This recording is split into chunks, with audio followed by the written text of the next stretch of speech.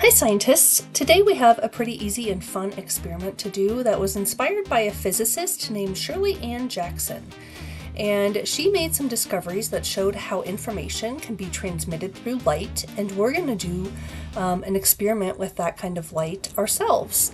To do this experiment, you need a water bottle and a nail or a thumbtack to poke a hole in it.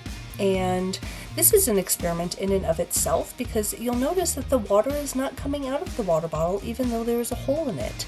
And that's because while gravity is pulling down on the water and trying to pull it out of the bottle, if the water were to escape, there would be empty space in the bottle, and you need something to fill that up. Nature doesn't like empty space, so you would need some air to move into that bottle in order to push the water out.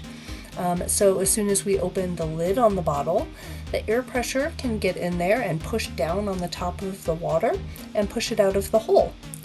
Now, once we have a bowl to catch our water, we're going to get it ready to open up the lid, and then you're going to need a laser light.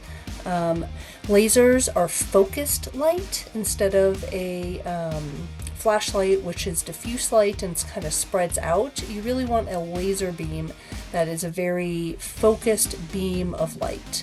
And what you'll notice is that the light doesn't go straight through and travel straight like a wave normally would. It actually bends with the curve of the water.